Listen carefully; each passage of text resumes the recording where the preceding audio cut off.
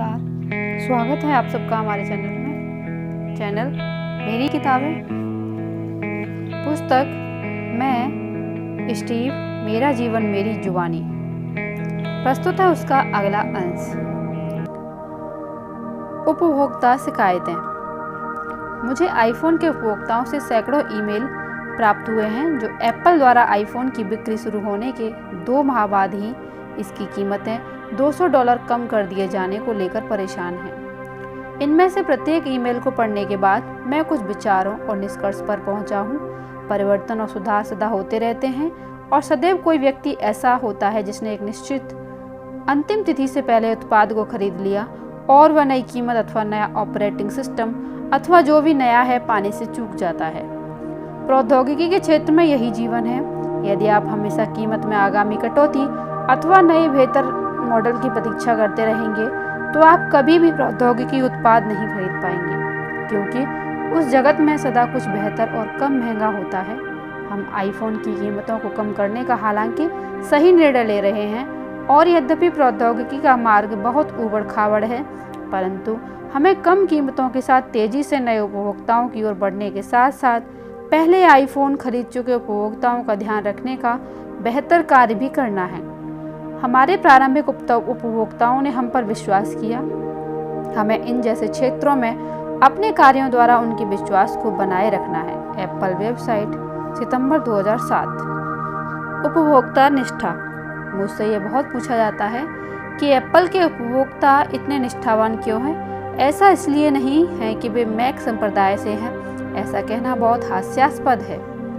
ऐसा इसलिए है कि आप जब हमारे उत्पाद खरीदते हैं और 3 माह बाद आप कहीं अटक जाते हैं तो बहुत जल्द ही आपको अपनी समस्या का समाधान मिल जाता है और आप सोचते हैं, वाह, किसी ने एप्पल में वास्तव में इसके बारे में सोचा था। विश्व में शायद कोई भी ऐसा उत्पाद नहीं है जिसके साथ आपको ऐसा अनुभव हो, परंतु मैक के साथ ऐसा होता है और आपको ऐसा अनुभव आईपॉड के साथ भी होता है। ब्लूमबर्ग बिजनेस वीक, 12 अक्टूबर 2004। डेविड बनाम गोलियत। मुझे ये बहुत विचित्र लगता है कि विश्व की सबसे बड़ी कंप्यूटर कंपनी IBM एप्पल 11 के कहीं पासंग भी नहीं थी जिसे 6 वर्ष पूर्व एक गैराज में डिजाइन किया गया था। अंतिम तिथियां। बिल्कुल नहीं, संभव ही नहीं कि हम चूक रहे हैं। तुम लोग इस काम पर महीनों से लगे हो, कुछ और सप्ताह लग जाने से बहुत अंतर नहीं पड़ने वाला। तुम इससे निकल ही आओगे, बस इसे जितना अच्छा बना सकते हो बनाओ। बेहतर होगा कि अब तुम काम में वापस जुट जाओ। फोकलोर ऑर्ग, जनवरी 1984। वास्तविक कलाकारों का जहाज, फोकलोर ऑर्ग, जनवरी 1984। मृत्यु। इसलिए मैं सोचता हूँ कि मृत्यु जीवन का सर्वाधिक अद्भुत आविष्कार है। ये व्यवस्था को इन पुराने मॉडल से मुक्त कर साफ कर डालता है। मेरे विचार में यह एप्पल की चुनौतियों में से भी एक है। वास्तव में जब 2 युवा व्यक्ति नए उत्पाद अथवा वस्तु को लेकर आते हैं तो क्या हम उसे स्वीकार कर लेंगे और कहेंगे कि यह बहुत बढ़िया है? क्या हम अपने मॉडल को छोड़ देने के लिए तैयार हैं अथवा क्या हम इसका स्पष्टीकरण देंगे? मेरे विचार में हम बेहतर करेंगे, क्योंकि हम इसे पूरी तरह से समझते हैं और यह हमारी प्राथमिकता है। प्लेबॉय, फरवरी 1985। ब्लूमबर्ग द्वारा उनकी समय से पूर्व मृत्यु की घोषणा कर दिए जाने पर मार्क ट्वेन का उदाहरण देते हुए मेरी मृत्यु की खबरों को बहुत बढ़ा चढ़ाकर कहा गया है। आईफोन के लिए एप्पल का समारोह, 9 सितंबर 2008। निर्णय लेना। एप्पल में प्रति सप्ताह 10 ऐसे निर्णय लिए जाने होते हैं जो वास्तव में महत्वपूर्ण होते हैं। यह खरीदने बेचने वाली कंपनी है। प्रति माह इसके अनेक नए उत्पाद होते हैं और इनमें से कुछ निर्णय गलत होते हैं तो आप उन्हें शायद कुछ महीनों के बाद ठीक कर पाते हैं। पिक्सर में चूंकि मैं फिल्मों का निर्देशन नहीं कर रहा हूँ, वहाँ प्रति माह शायद प्रत्येक तिमाही केवल कुछ ही वास्तव में महत्वपूर्ण नीतिपरक निर्णय लिए जाने होते हैं, परंतु उन्हें परिवर्तित करना वास्तव में बहुत कठिन होता है। पिक्सर में कार्य की गति बहुत धीमी है, परंतु जब आप इन मार्गों पर चलते हैं तो अपनी सोच नहीं बदल सकते।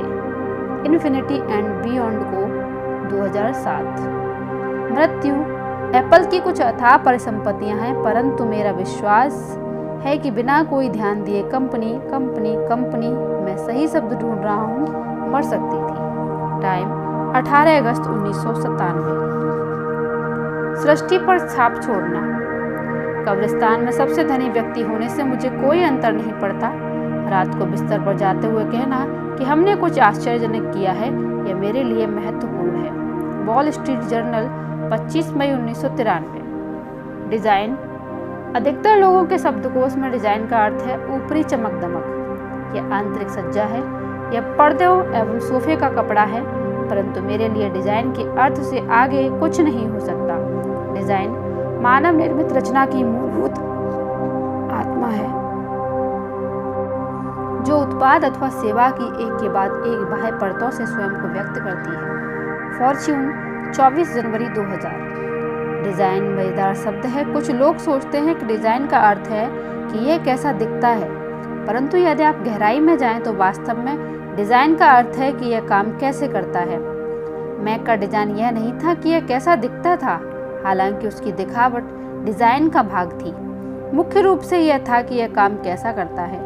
किसी चीज का वास्तव में बहुत अच्छा डिजाइन तैयार करने के लिए आपको इसे पाना होता है। आपको वास्तव में जानना होता है कि यह सब है क्या। किसी चीज को गहराई से समझने के लिए उत्कट प्रतिबद्धता की आवश्यकता होती है। इसे तेजी से बस निगलो, नहीं चबाओ। अधिकतर लोग वह करने के लिए आवश्यक समय नहीं लगाते। बायर्ड, फरवरी 1996। मर्सिडीज के स्टाइल को देखें। बारीकियों से लेकर प्रवाहित सी होती लाइनों के अनुपात को देखें। वर्ष बीतने के साथ साथ उन्होंने इस लाइनों को कोमल कर दिया है, परंतु बारीकियां और सूक्ष्म हो गई हैं। हमने मैकिन्टोश के साथ भी यही करना है। ओडिसी, पेप्सी से एप्पल, 1987। अनिवार्य अंतर। ले जाके लोग कुछ महान करना चाहते थे और मैक के लोग पागलपन की हद तक कुछ महान करना चाहते थे। अंतर दिखाई देता है। इंसैनली ग्रेट, 2000। डिज्नी की एनिमेटेड फिल्मों के उत्तर संस्करण। डिज्नी द्वारा सीक्वल बनाना हमें बहुत बुरा लगता है, क्योंकि यदि आप उनकी क्वालिटी देखें, जैसे कि द लायन किंग 3 और रिटर्न टू नेवरलैंड, यह बहुत लज्जास्पद है। Associated press, 2004। ई बुक पाठक। मुझे पूर्ण विश्वास है कि हमेशा ही कुछ समर्पित यंत्र होंगे और उनके द्वारा केवल एक ही कार्य किए जाने के कुछ लाभ होंगे, परंतु मेरे विचार में सामान्य प्रयोग के यंत्र बाजी मार लेंगे, क्योंकि मुझे लगता है कि लोग समर्पित यंत्र के लिए पैसा खर्च करने के शायद इच्छुक नहीं हैं। न्यूयॉर्क टाइम्स, 9 सितंबर 2009। कर्मियों को प्रेरणा। हम एक अलग तरह के व्यक्ति को आकृष्ट कहते हैं। एक ऐसा व्यक्ति जो 5 अथवा 10 वर्ष तक यह प्रतीक्षा नहीं करना चाहता कि कोई इस पर बड़ा जोखिम लेगा। कोई ऐसा व्यक्ति जो वास्तव में अपनी सोच से थोड़ा अधिक आगे जाना चाहता है और सृष्टि में थोड़ा सा छोटा सा निशान छोड़ता है। प्लेबॉय, फरवरी 1985। कर्मियों की क्षमता।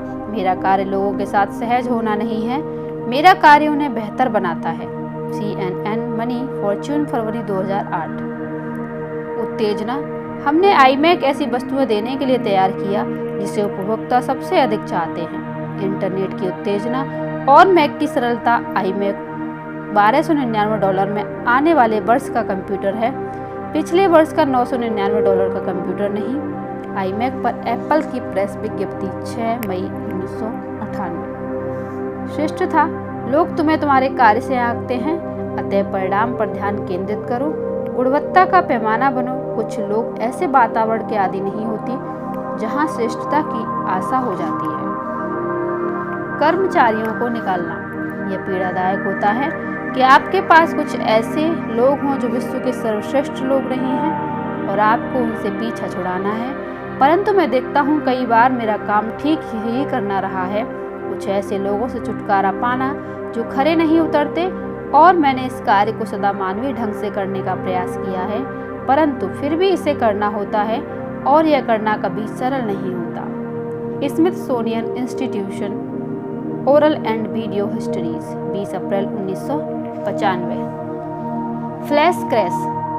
सिमेंटेक ने हाल ही में फ्लैश के संबंध में जानकारी दी कि वर्ष 2009 में इसका सबसे बुरा सुरक्षा रिकॉर्ड रहा है। हम भी पहले से ही यह जानते हैं कि मैक के विफल होने का सर्वप्रथम कारण फ्लैश है। हम इन समस्याओं के समाधान के लिए एडोब के साथ काम करते रहे हैं, परंतु वे सालों से अभी भी बनी हुई हैं। हम फ्लैश लगाकर अपने आईफोन, आईपॉड और आईपैड की विश्वसनीयता और सुरक्षा को कम नहीं करना चाहते। फ्लैश पीसी के युग में पीसी और माउस के लिए बनाई गई थी। फ्लैश एडोब के लिए एक सफल व्यवसाय है और हम समझ सकते हैं कि वे इसे पीसी से आगे क्यों ले जाना चाहते हैं। परंतु मोबाइल का युग निम्न ऊर्जा यंत्रों, टच इंटरफेस और ओपन वेब स्टैंडर्ड्स का युग है। वे सभी क्षेत्र जिनमें फ्लैश कम पड़ जाती है। एप्पल वेबसाइट, अप्रैल 2000। फोकस। लोग सोचते हैं कि फोकस का अर्थ है उस कार्य के लिए हाँ कहना जिस पर आपको ध्यान केंद्रित करना है, परंतु इसका अर्थ यह बिल्कुल भी नहीं है। इसका अर्थ है अन्य उपलब्ध 100 अच्छे विचारों को ना कहना। आपको ध्यानपूर्वक चयन करना है। हमने जो कार्य नहीं किए, मैं वास्तव में उनके लिए भी उतना ही गौरवान्वित हूँ जितना कि उनके कार्यों के लिए जो हमने किए हैं। fortune.com 7 मार्च 2008। उत्पादों पर ध्यान केंद्रित करना। 1997 में आपके लौटने से पूर्व के दशक के दौरान हम एप्पल के नवाचार के संघर्ष से क्या सीख सकते हैं, इस प्रश्न के उत्तर में कहा गया है कि एक प्रौद्योगिकी कंपनी में भी आपको एक अत्यधिक उत्पाद उन्मुख संस्कृति की आवश्यकता होती है। अनेक कंपनियों में टनों महान इंजीनियर और फुर्तीले लोग होते हैं, परंतु अंततः किसी गुरुत्वाकर्षण की आवश्यकता होती है जो इस सब को इकट्ठा करता है। अन्यथा तो आपकी सृष्टि में इधर उधर घूम रहे प्रौद्योगिकी के महान टुकड़े मिल जाएंगे, परंतु ये जुड़कर कुछ ज़्यादा नहीं बनते। ब्लूमबर्ग बिजनेस वीक, 12 अक्टूबर 2004। निश्चित ही हम जो करें उसका कोई व्यापारिक उद्देश्य होना चाहिए, परंतु यह कभी भी प्रारंभिक बिंदु नहीं होता। हम उत्पाद और प्रयोक्ता के अनुभव से प्रारंभ करते हैं। टाइम 1 अप्रैल 2010। मुद्दे पर बल देना। हुआ क्या था कि डिजाइनर को यह वास्तव में महान विचार आया। वे इसे लेकर इंजीनियर्स के पास गए और इंजीनियर्स ने उत्तर दिया, नहीं, हम यह नहीं कर सकते, यह असंभव है और इसलिए बहुत गड़बड़ा गया। तब वे इसे निर्माण करने वाले लोगों के पास लेकर गए और उन्होंने कहा, हम यह नहीं बना सकते। बात और भी बिगड़ गई। निश्चित ही हम जब इसे इंजीनियरों के पास लेकर गए तो उन्होंने कहा ओह, और उन्होंने इसे न करने के 38 कारण बताए। मैंने कहा नहीं नहीं, हम इसे कर रहे हैं। उन्होंने कहा ठीक है, पर क्यों? मैंने उत्तर दिया, क्योंकि मैं CEO हूँ और मेरे विचार से यह किया जा सकता है। और इस प्रकार उन्होंने कुड़ते हुए से इसे किया, परंतु यह बहुत हिट हुआ। टाइम 16 अक्टूबर 2005। प्रगतिशील सोच। यदि आप अपना जीवन रचनात्मक ढंग से कलाकार के रूप में जीना चाहते हैं तो आपको पीछे बहुत अधिक नहीं देखना है। आपने जो भी किया है और आप जो भी हैं उसे ले जाकर दूर फेंक देने के लिए तैयार होना होगा। प्लेबॉय, फरवरी 1985। बीते कल जो हुआ उसकी चिंता करने की बजाय आओ आने वाले कल का आविष्कार करें। डी सम्मेलन, ऑल थिंग्स डिजिटल, 30 मई 2007। ठीक करना। सॉल्यूशन जोन्स द्वारा एप्पल स्टोर को पुनर्डिजाइन करना, इस पर मुझे नहीं मालूम 6-9 महीने लगे, परंतु ये दूरदृष्टि वाला बहुत सही निर्णय था। फॉर्च्यून, 19 मार्च 2007। लक्ष्य। हमने जब पहली बार एप्पल की शुरुआत की तो हमने पहला कंप्यूटर वास्तव में इसलिए बनाया कि हम एक कंप्यूटर बनाना चाहते थे। हमने इस नए झक्की कंप्यूटर को रंग एवं ढेर सी अन्य वस्तुओं के साथ डिजाइन किया जिसे एप्पल 11 कहा गया। इसके विषय में शायद आपने सुना है। हमें इस एक साधारण कार्य को करने का जुनून था कि हमारे मित्रों के पास कंप्यूटर हों जिससे कि वे उससे उतना ही मनोरंजन कर सकें जितना कि हम करते थे। लिटिल किंगडम में वापसी, 2009। व्यवस्थापूर्ण भद्रता। अनेक बार इंटरव्यू में जानबूझकर किसी को परेशान कर देता था। मैं उनके पहले के काम की आलोचना करता, मैं अपनी तैयारी करता था और पता लगाता था कि उन्होंने किस पर काम किया है और कहता वह वास्तव में बम साबित हुआ, वह वास्तव में बेकार उत्पाद निकला। आपने उस पर काम क्यों किया? मैं देखना चाहता हूँ कि लोग दबाव में कैसे होते, मैं देखना चाहता हूँ कि वे झुक जाते हैं अथवा उन्होंने जो किया उसके प्रति उनका दृढ़ विश्वास है और उस पर उन्हें गर्व है। महान उत्पाद डिजाइन। हमने अंततः जर्मनी में बने मेले उपकरणों को चुना। इन लोगों ने वास्तव में प्रक्रिया को पूरी तरह सोचा था उन्होंने वॉशर्स और ड्रायर्स की डिजाइनिंग का ऐसा बढ़िया कार्य किया था, मुझे वर्षों में उच्च प्रौद्योगिकी की किसी वस्तु ने उतना रोमांचित नहीं किया था जितना उन्होंने किया। वायर्ड, फरवरी 1996। महान उत्पाद। वास्तव में पागलपन की सीमा तक एक महान उत्पाद बनाना बहुत कुछ उत्पाद बनाने की प्रक्रिया पर निर्भर करता है कि आप नई चीजें कैसे सीखते हैं और नए विचार कैसे अपनाते हैं और पुराने विचार को बाहर फेंक देते हैं। प्लेबॉय, फरवरी 1985। आप मेरे विचार, मेरी फिलॉसफी जानते हैं, यह सदा बहुत साधारण रही है और इसमें अनेक दोष भी हैं अपने, जिनकी मैं बात करूंगा। मेरी फिलॉसफी है कि सब कुछ महान उत्पाद से प्रारंभ होता है, इसलिए आप जानते हैं कि मैं स्वभावतः ग्राहकों की बात सुनने पर विश्वास करता हूं, परंतु ग्राहक आपको अगले वर्ष मिलने वाली बड़ी सफलता जो संपूर्ण उद्योग को बदल कर रख देगी के संबंध में नहीं बता सकते। अतः आपको बहुत ध्यानपूर्वक सुनना होता है, परंतु तब आपको चले जाना होता है, लगभग छिपकर चले जाना होता है। आपको जाकर उन लोगों के साथ छिप जाना होता है जो वास्तव में प्रौद्योगिकी को समझते हैं, परंतु साथ ही ग्राहकों की परवाह भी करते हैं और अगली सफलता के स्वप्न को देखते हैं। यही मेरा दृष्टिकोण है कि सब कुछ महान उत्पाद से प्रारंभ होता है और इसके अपने दोष हैं। मुझ पर निश्चित रूप से दोषारोपण किया गया है कि मैं ग्राहकों की बात पर्याप्त ढंग से नहीं सुनता और मेरे विचार में उस कथन का कुछ अंश वैध भी है। महान विचार। अंततः बात रुचि पर आती है। बात स्वयं को मनुष्य द्वारा किए गए श्रेष्ठ कार्यों से अवगत करवाने के प्रयास पर आती है और फिर उन चीज़ों को अपने कार्य में लाने का प्रयास करने पर। पिकासो एक कहावत कहा करते थे, अच्छे कलाकार नकल करते हैं, महान कलाकार चोरी करते हैं, और हम सदैव महान विचारों को चुराने के प्रति निर्लज्ज रहे हैं। मेरे विचार में मैकिन्टोश को महान बनाने में आंशिक योगदान इस बात का भी था कि इस पर काम करने वाले लोग संगीतकार और कलाकार और जैव विज्ञानी और इतिहासविद थे जो विश्व के श्रेष्ठ कंप्यूटर विज्ञानी भी बने। Times of the nerd, PBS, जून 1996। कठोर परिश्रम। मैं अपने जीवन में कभी इतना नहीं थका। मैं रात को लगभग 10 बजे घर पर पहुंचता और सीधे बिस्तर पर गिर पड़ता और अगले दिन 6 बजे स्वयं को बिस्तर से घसीटते हुए बाहर निकालता, स्नान करता और काम पर चला जाता। मुझे इस प्रकार रखने का सारा श्रेय मेरी पत्नी को जाना चाहिए। उसने मेरा ध्यान रखा और एक अनुपस्थित पति के साथ परिवार को जोड़कर रखा। स्वास्थ्य पर अटकलें। जैसा कि आप में से बहुत जानते हैं, पूरे 2008 के दौरान मेरा वजन कम होता रहा है। इसका कारण मेरे और मेरे डॉक्टरों के लिए एक रहस्य बना रहा। कुछ सप्ताह पहले मैंने इसकी जड़ तक जाने का निर्णय लिया। इसका उपचार करना मेरी सर्वोच्च प्राथमिकता बनने की आवश्यकता थी। सौभाग्य से कुछ और परीक्षण करने के बाद मेरे डॉक्टर सोचते हैं कि उन्हें कारण मिल गया है। हार्मोन्स में असंतुलन जो मेरे शरीर के स्वास्थ्य के लिए आवश्यक प्रोटीन को नष्ट किए दे रहा है। गहन रक्त परीक्षणों ने इसकी पुष्टि कर दी है। अतः अब मैं जितना कहना चाहता था उससे अधिक कह चुका हूँ और इस संबंध में बस इतना ही कहूँगा। एप्पल वेबसाइट, 5 जनवरी 2009। स्वास्थ्य के लिए अवकाश लेना। स्वयं को खबरों से दूर करने और अपने स्वास्थ्य पर ध्यान केंद्रित करने के लिए और एप्पल में सबको असाधारण उत्पाद प्रदान करने पर ध्यान लगा देने के लिए मैंने जून माह के अंत तक चिकित्सा अवकाश लेने का निर्णय किया है। मैंने एप्पल का दिन प्रतिदिन का कामकाज देखने का कार्य टिम कुक को सौंपा है और मैं जानता हूं कि वह और शेष कार्यकारी प्रबंधन समूह बढ़िया काम करेंगे। CEO के रूप में सभी महत्वपूर्ण नीतिपरक निर्णयों में बाहर से शामिल रहने की मेरी योजना है। हमारे निदेशक बोर्ड ने इस योजना पर अपनी पूरी सहमति दी है। समस्त एप्पल कर्मियों को ईमेल, 14 जनवरी 2009।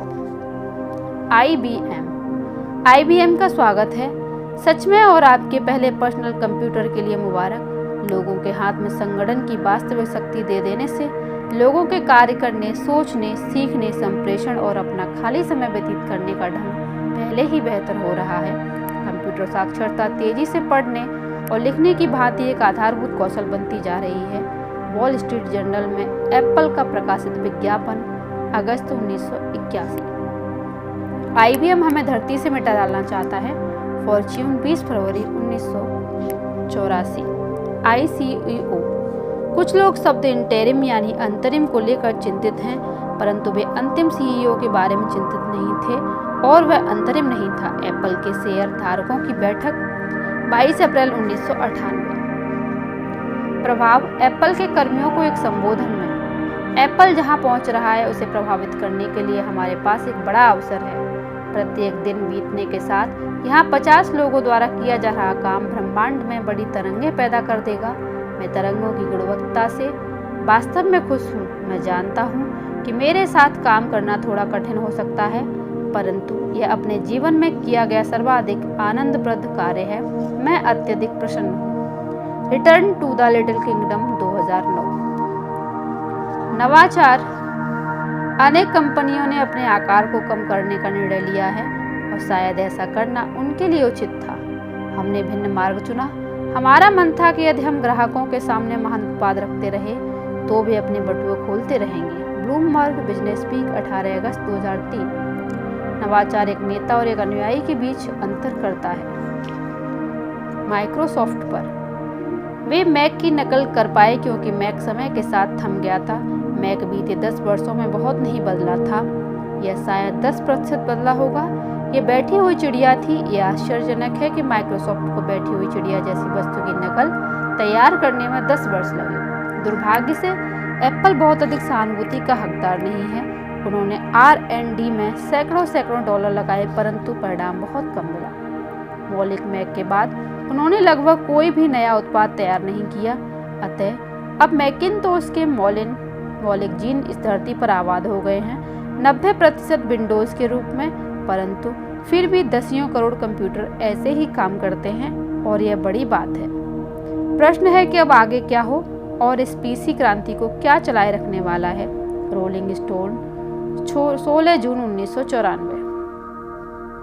जो लोग हमारी फिल्में देखने जाते हैं वे हमें अपना कुछ अत्यंत महत्वपूर्ण सौंप रहे हैं, अपना समय और अपनी कल्पना। अतः उस विश्वास का सम्मान करने के लिए हमें बदलते रहना है। हमें स्वयं को चुनौती देनी है और अपने दर्शकों को हर बार किसी नवीनता से चकित करने का प्रयास करना है। स्टीव जॉब्स, जॉन लॉसेट और ईडी केटमल, इन्फिनिटी एवं बियॉन्ड को 2007। इस ऑडियो में इतना ही। अगली ऑडियो में पुस्तक के अगले अंश के साथ प्रस्तुत होती हूँ। तब तक के लिए धन्यवाद। आपका दिन शुभ हो।